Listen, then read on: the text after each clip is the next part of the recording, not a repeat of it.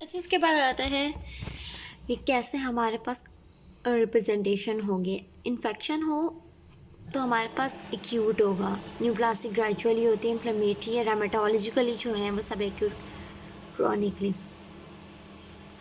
Infection में हमारे पास जो है ना कांस्टेंट रहता है, सुबह रात में दर्द होता है। इन्फ्लेमेशन और रामेटोलॉजी में मॉर्निंग में वर्स होता है, जैसे जैसे बंदा काम करता है तो उसका पेन कम होता जाता है, वर्स इन इवनिंग और नाइट में बैक में।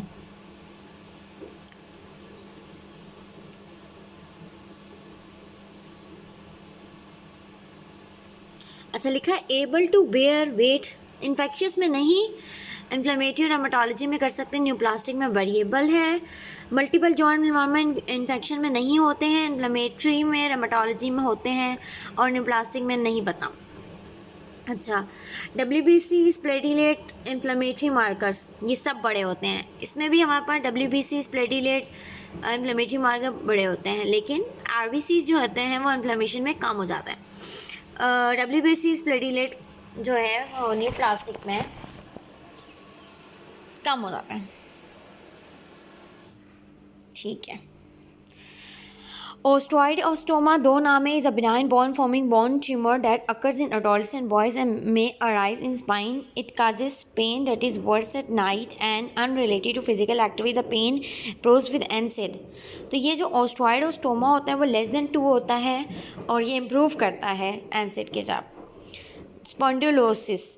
स्पॉन्डिलोसिस जो है ना वर्टिब्रल स्ट्रेस फ्रैक्चर है, can occur in adolescent but is typically caused by activity, example gymnastics, diving, that involve जो रिपीटेटिवली हम हाइपर एक्सटेंशन करते हैं तो होता है,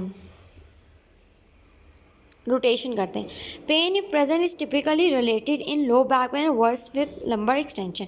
तो स्पॉन्डिलोसिस में भी एक्सटेंशन पे जो है हमारा पेन वर्स होता है।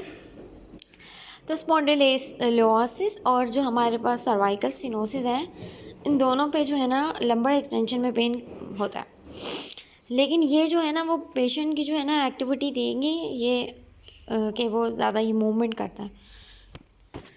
नेक्स्ट टॉपिक है ट्रोकेंटिक बर्साइटिस जो है friction of the tendons of the gluteus medius and tensor lata over the greater tubercle. जो ग्रेट टुबरकल होता है उस पर अगर ट्रोकेंट्रिक लेटरल साइड पे जो ट्रोकेंटा है उसमें हमारा पेन होगा, लेटरल हिप में होगा, और जैसे ही हम उस पर प्रेशर डालेंगे डायरेक्ट प्रेशर में वो जो है वो वर्सन होगा। एनसिस due to disruption of COX mediated immunomodulation और इंटेस्टाइनल माइक्रोस्कोरेटरी ब्लड फ्लो। तो जो हमारे पास एनसिड्स है ना वो इन्फ्लेमेटरी बाउल डिजीज़ में हमें नहीं देना है। क्या कर सकते हैं, वो हमारे पास कॉक्स की डिस्ट्रप्शन करते हैं या फिर इंटेस्टाइनल माइक्रोसर्कुलेटरी ब्लड फ्लो का। लंबर डिस्क की हर्निएशन होगी तो इसमें जो जब डिस्क हर्निएट होती है तो हमारे पास बाहर की तरफ निकल जाती है ना, तो फ्लेक्शन जो है ना इसको मर्ज करती है। ठीक है, जो लंबर स्पाइनल सिनोसिस है उसमें न्यूरोजेनिक क्लोडिकेशन हो रही है, नर्व कोई जो है ना कंप्रेस होती है। स्लिप कैपिटल फिमोरल में क्या होता है कि ठीक है, उसमें जो हमारे पास क्या होता है स्लिप कैपिटल फिमोरल्स के अंदर हमारे पास ये लिखा है कि पेन होगा इंटरनल रोटेशन में। बस याद रखना है कि स्लिप कैपिटल में इंटरनल रोटेशन में पेन होगा। टेंडरनेस एट ट्रिगर पॉइंट अगर होती है हमारे पास, वो पेशेंट जिसमें फाइब्रोमाइल्जिया होता है उसमें टेंडरनेस ट्रिगर पॉइंट्स पर होती है।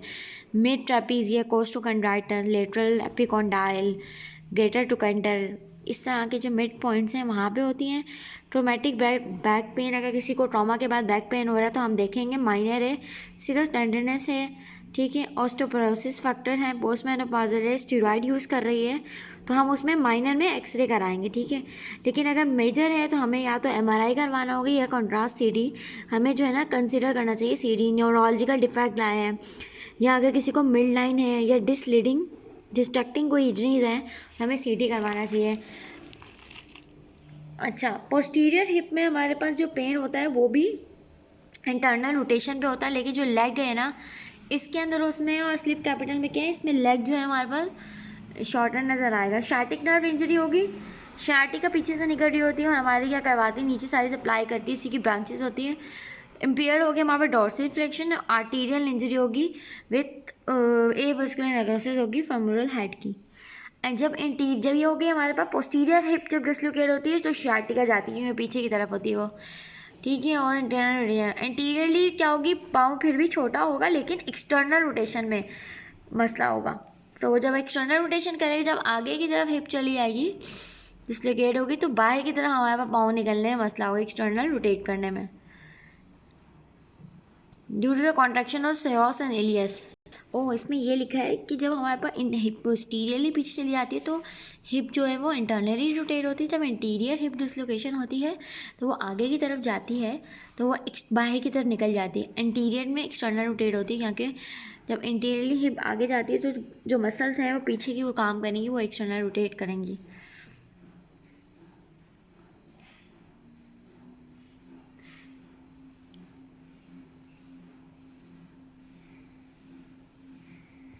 अच्छा, मैंने लिखा है कि जो फीमर के जब नेक का फ्रैक्चर होता है और जब पोस्टीरियर डिसलोकेशन होती है वो बिल्कुल सेम होती है, लेकिन इन दोनों में हमारे पास पेन का फ़र्क है, ठीक है। पोस्टीरियर में सेम होता है सब कुछ, शॉर्ट होती है एक तो पोस्टीरियर में, ये बात है। फेमोरल में हमारे पास शॉर्ट नहीं मिलेगी।